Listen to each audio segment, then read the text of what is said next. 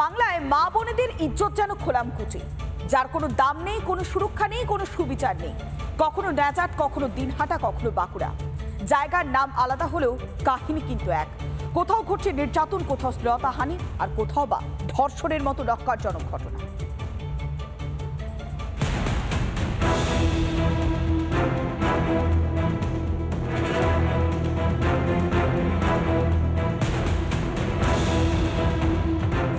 একটা গোটা law college যেন মনোজিতের ব্যক্তিগত রাজ্য। সেখানে কিসের পড়াশোনা, কিসের আইন, কে ভর্তি হবে, কাকে বের করে দেওয়া হবে, সবকিছু মনোজিতের নির্দেশে। এই ছেলেটিকে 1 বছর ধরে মাথায় করে রেখেছিল প্রশাসন। মনোজিতের নাম 1 দশক ধরে কুখ্যাত, তারপরও বিচার নেই, তাই শাস্তিও নেই। এই চিত্র তো নতুন না, এবার একটু পিছিয়ে যাওয়া যাক। ধর্ষণ করে খুনের পর রাতারাতি পুড়িয়ে দেওয়া হয় আরজি করে হাসপাতালের অভয়ার দেহ।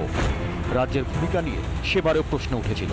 পুড়িয়ে দেওয়ার পরে আমাদের লোকাল এমএলএ ওই কমিশনারকে পিঠ চাপড়ে বলেছিলেন ওয়েন্ডাল ময়, তার মানে কি তার কাছে ওটা মানে নির্দেশ দেওয়া ছিল তাতে দ্রুত দেহটা পুড়িয়ে দিতে হবে, কারণ তথ্য প্রমাণ লোপাট করতে হবে। মৃতদেহ যখন বাড়ি এনেছি তার সামনে ওর বাবার হাতে টাকা দিচ্ছিল, এবং আমার পাশের বাড়ির সঞ্জীব মুখার্জি আমার কানে কানে এসে বলছিল টাকা দিচ্ছে।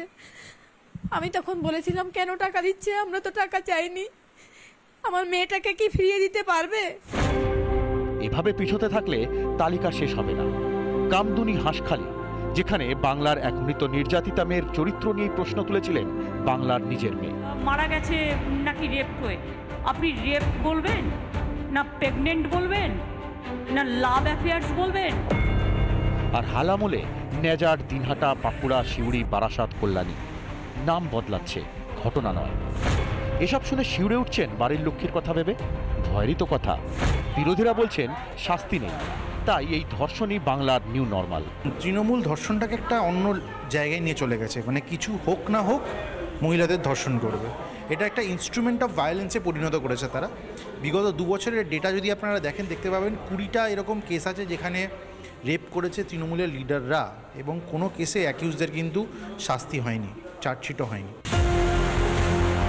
নিষ্ঠার সঙ্গে তিল তিল করে যেন তৈরি করা হয়েছে ধর্ষক রক্ষক ব্যবস্থা। এই ব্যবস্থার উপর ভর করেই কি বেপরোয়া হচ্ছে অপরাধ? যতদিন মমতার সরকার, ততদিনই কি এভাবে বাংলার মা বোনেরা দাম দিয়েই যাবে? মমতার সরকার কি ধর্ষক রক্ষক সরকার? রিপাবলিক বাংলা। নানা ধরনের কন্টেন্ট দেখার জন্য লাইক করুন, শেয়ার করুন আমাদের ফেসবুক পেজ, সাবস্ক্রাইব করুন আমাদের ইউটিউব চ্যানেল। পাশাপাশি অন্যান্য ব্রেকিং নিউজের জন্য অবশ্যই চোখ রাখুন রিপাবলিক বাংলায়।